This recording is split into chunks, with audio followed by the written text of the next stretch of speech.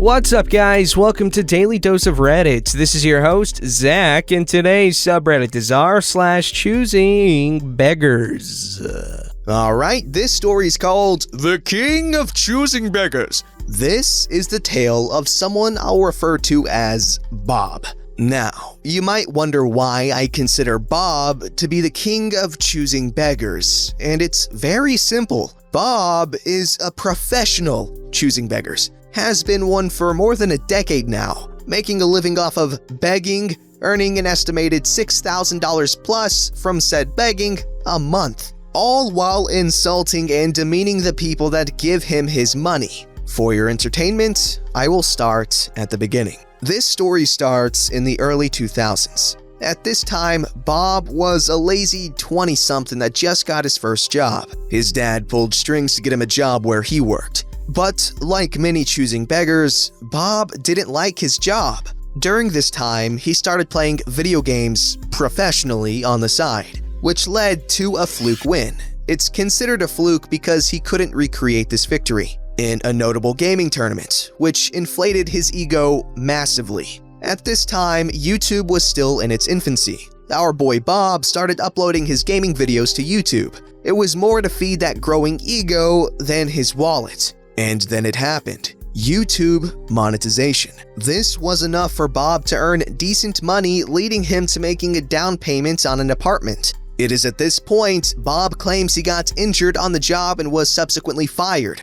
But Bob is a pathological liar, and popular belief among most lore keepers is that he arrived to work drunk several times, which led to his termination. This led Bob to make his first recorded begging video. The video consisted of him telling people that he got fired from his job through no fault of his own, a line he still uses when blaming his self-created misfortune on others. And he said in the video that he was going to do YouTube professionally from now on, and if people wanted to support him in his endeavor, they can send him money via PayPal or simply clicking the ads that pop up on his video. This was profitable enough that after a while, he actually made a second video sometime later. But realizing that asking people to click the ads was against monetization terms of service, he vaguely asked his viewing audience to, participate with the video. He got away with doing this for close to 2 years before YouTube realized unusual click activity and banned his monetization. But like many crafty choosing beggars, Bob already had a solution for this. His channel was big enough for it to be picked up by a partnership program that offered him a top-tier partnership.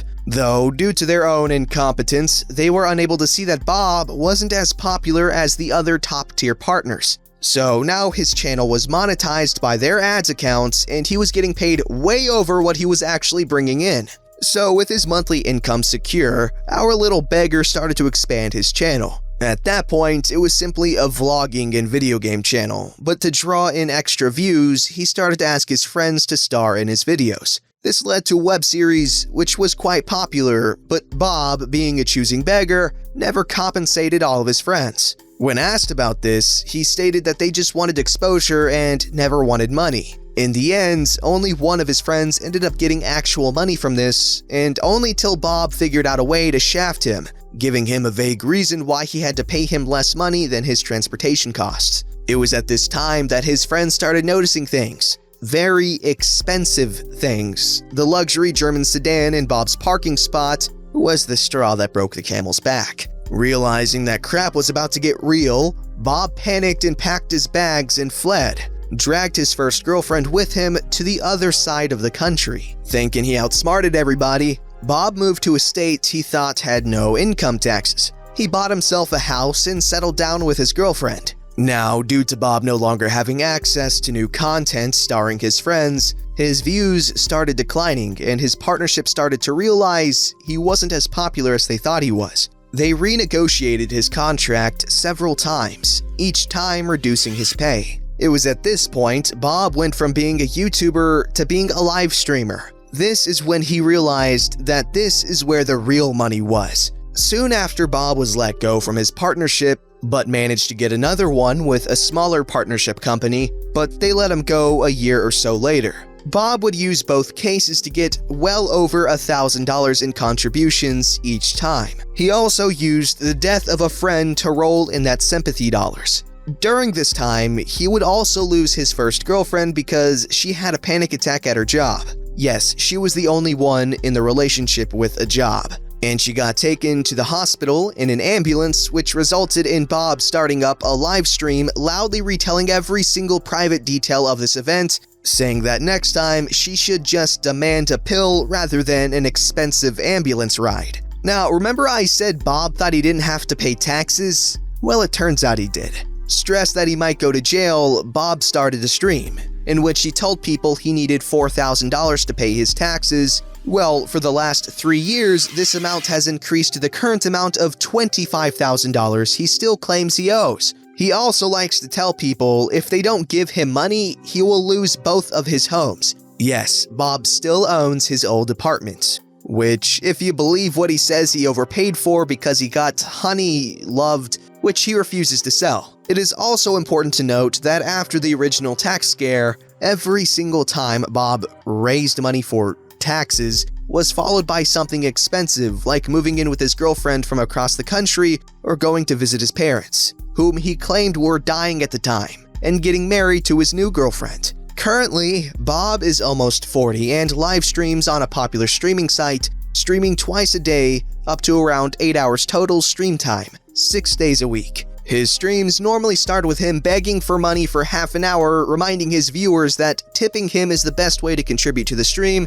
and then his stream starts, which normally includes long patches of dead air, farts, and belches, because Bob is a total slob that doesn't give a crap about quality. Over the last 2 years of streaming, Bob has earned an estimated $80,000 to $120,000 a year. You would think a man that is that horrible at streaming but can still get that level of support from his viewers would be extremely grateful, right? Wrong. Bob regularly insults his viewing audience, going so far as to yell insulting and demeaning things to one of his larger contributors because he thought this individual said something negative about him. Also, he is well known for telling his viewers to F off if they ask him what he uses their tip money for. Sometimes he even bans them because that money is his now, and how he spends it is none of their business. To finish this off, I will do a simple calculation of an estimate of how much Bob earns from his begging. He has a $200 a day tips goal, meaning he wants at least $4,800 a month from tips. To be fair, I will estimate that he gets $4,000 from tips. The site he streams on has a paid subscriber option. Cheapest tier nets him $3 per sub. It's tiered and can go up to $20 per sub. He has around 650 subs, which means he is getting at least $1,950 from subs. The site also has a converted currency, which he has a $480 a month goal. We will calculate this at $400. He also has a Patreon, which he hasn't updated in more than a year and still earns him $400 a month. So, in total, Bob is getting around $6,750 a month begging, even though he is a massive douchebag and self-entitled prick. Holy monkey balls, dude. Wow. Well, this guy had quite the rant to go on about Dark Side Phil here. It's, in case you're curious, yes, this guy's talking about this streamer called Dark Side Phil. And, well, I don't know anything about the dude. I've never heard of him before, so I can't really confirm nor deny that's how he treats his streamers. However, I did watch a couple clips of him, and, well, they don't really paint him in the best of lights, so to speak. But I will say that what has been, told to us here by this very passionate Redditor, that's scummy. Very much so. Begging your fans for money, and his girlfriend's had a breakdown and he got mad that she used an expensive ambulance ride, even though he's doing very well for himself. But that much money a year, 120K a year, is enough money to live comfortably pretty much anywhere, so he had no right to complain about his girlfriend. Okay, I don't know enough about this, so moving on. This story's called Giving a Discount for a Good Cause. So, I'm a police officer, and in my spare time, I do a lot of woodworking. Recently, I've been making wooden flags for people. I've given several away to my close friends and family. I've also been selling some to people at $100 each. I don't mean to sound arrogant, but my flags are good quality. I use good lumber, I take my time on each of them, and I carve all the unions by hand. No CNC, and I take a lot of time to make sure they are precise. I also stain the wood, not paint it, allowing the grain to show through. In total, the cost to me for each flag is about $40. Stained, sealed, carved, and ready to hang. It also takes me about 2 hours of dremeling per flag if there is not a special design requested. Some of the special designs can take me 4 hours or more of dremeling. All of this is to say that me selling them at $100 is very reasonable. So, one day I'm sitting in my garage with the door open. I'm working on one of my flags when a neighbor from a few doors down, Choosing Beggar, approaches me. I take off my earmuffs and headphones and greet her. She is an annoying busybody, but I tolerate her in small doses. She looks at my work and is really impressed by it and says that she would like to buy one. I tell her the price and she starts asking about custom names and unions. I explain that it would be slightly more for anything custom, but said that I could do it. I asked her what she wanted. She explained to me that her daughter was a recovering addict and that she had overdosed a few years back. An officer with a department that neighbors mine had administered Narcan and saved her life. She said that her daughter was doing much better now and had been clean for years. She said that her daughter would like a flag to give him as a thanks. She said that she would like me to make a blue line flag with his name in the blue line. Simple enough, I have done several just like it. I tell her that I could do it fine and that I would not charge her extra for the name as it was a good cause. Choosing Beggar then tells me that she can't really afford $100 and asked me if I could discount the flag. She also asked me if I was able to put the full detailed badge from the officer's department in the union with his badge number. I explained that it would take me a lot of time to design the stencil for the badge because she wanted the actual badge of his departments and that dremeling would take hours. I told her I would not charge her for any of that because it was a good cause, but that the $100 was more than reasonable considering all the extra work. She told me that she would think about it and left. A few weeks later, Choosing Beggar approached me again while I was working. She said that she could pay me $50 and said that she would like just his name in the stripe instead of the badge. I still don't know why I accepted, but I just figured it was a cool cause and I already had a bunch of blue line flags assembled and ready for dremeling. I told her that I had a few full price orders ahead of her and that I would get to it as soon as possible. She seemed annoyed and asked when it would be ready.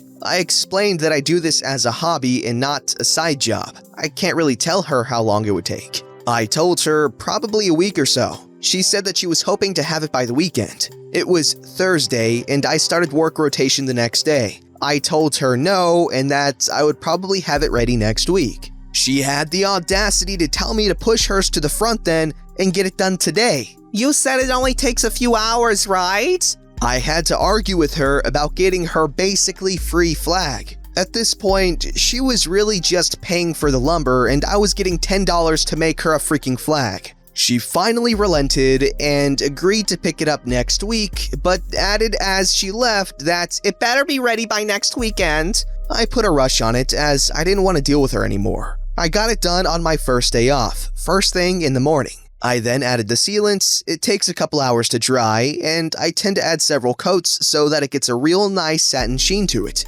She comes over during that process and asks about it. I told her that it was drying and that I would get it to her soon. Once it was finished, I walked down to Choosing Beggar's house. I showed it to her. It was the blue line flag with the 50 stars and his name in the exact middle of the blue line. She stared at it for a moment and asked why it didn't say Sergeant in front of his name. A, she had never mentioned that she wanted that. B, people promote all the time and putting Sergeant on the flag would look weird if he got promoted again. C, adding that now would make the whole thing off-center. I explained all of this to Choosing Beggar and she said, okay, well, we'll just take $10 off the price then, right? I said no and explained that I had given her custom modification for free and heavily discounted the entire price for her. She acted all indignant and gave me the $50. I was beyond pissed that my attempt to be charitable had been shoved in my face so blatantly. I chalked it up as a bad experience and still kept telling myself that it was for a good cause. Until a few weeks later when I was talking with another neighbor. He's a cool guy and had actually purchased a full-priced flag for me. He tells me that Choosing Beggar had been talking with him and his wife a few days prior, telling them how I didn't make her flag right, forgetting words from it, then charging her full price still. I was so disheartened. What a bimbo. A few weeks later after that, Choosing Beggar did give me a picture of the officer receiving the flag from her daughter. The two of them seemed so happy in the photo, and it actually made it all worth it for me. Still though, the experience actually prompted me to stop selling the flags. I make them now here and there for people when I feel like it. I just don't like the stress of turning my hobby into a job. Adding time constraints and money takes the fun away. Okay, first off, good on this guy for trying his best to help out that ungrateful lady, and the police officer for, saving that girl's life, because that got me a little teared up, when I was reading about how he received the flag. That's sweet. This story's called, I want you to pick up the pizzas for my party, but also you have to pay for them because you owe me for inviting you. I didn't know this sub existed, and I have this friend who is the epitome of this sub. I have several stories about her to post. So I had this friend in college, let's call her Kay. Kay was overall nice to talk to, but the longer you knew her, the more of a scumbag you realized she was. Kay lived in the same dorm as me and my friends. I remember this story like it was yesterday. She had her car and her parents paid for everything, so she wasn't a struggling student in any way, shape, or, you'll never guess, or form. One evening, I was out practicing for a skit I had to do in a Japanese class with a few friends. However, when I was done, I was going to go to Kay's birthday party that she was throwing in the dorm. Partway through our practice, she calls me. Hello? Hey, I was wondering if you would mind picking up the pizzas for my party. I'm getting things ready here. Sure, I don't mind. I just have to finish up practicing for this class thing. Oh, well, I actually really would like if you would go right now. I can head out in the next 10 minutes, but I can't right this second. Are you in the dorm? I'll run by and pick up the money for the pizzas. Actually, like I said, I need you to go get them right now. And besides, that's my money. I need it for me. Well, how am I supposed to pay for the pizzas? Did you prepay or something? No, I need you to pay for them because this is my money and I invited you to my party, so it's not like you don't owe me for inviting you. Just go grab them. Sorry, I'm not going to pay for the pizzas for your party, especially when I don't even really eat pizza myself. But you owe me. I really don't. Sorry, Kay, you'll have to figure out something else. At this point, I hang up and tell my two friends about this whole situation. We all puzzle over this for a few minutes, then go back to our practice. When we finished up about 15 minutes later, I looked at my phone and I had about 10 messages from Kay, telling me I was selfish and now she has to drive to pick up the pizzas for her party, which means she has to use her gas and the party was ruined, etc. How I was a horrible friend and not to come by her party. Oh, wow. Yep, that is a choosing beggar. Wow. Why would you... What kind of party is bring your own pizza? That is the stupidest party I've ever heard. If you have a party where you have to bring your own snacks, unless it's a potluck, I love potlucks. Okay, I gotta go on a whole thing about potlucks now. Okay, potlucks are great because everyone gets to bring what they make really good, so you get this collection of everyone's best dishes, and they're just always so good unless, someone's a really bad cook and they don't realize that they're a bad cook. But even then, there's a bunch of other stuff that, is good. For instance, when I was a little kid, my great aunt Donna, she had this cooking club with all her old lady friends, and she would have them all come over and have these cooking parties, and they'd bring some pre-made stuff and they'd make stuff there. And I got to try everything because I was the cute little kid there, and everyone loved me, so I got to try all the food, but then I had to wash this mountain of dishes with my brother, and it hurt my back a lot. But anyways, potlucks are great, and that's all I'm talking about now. Don't forget to like, subscribe, and hit that bell to never miss an episode.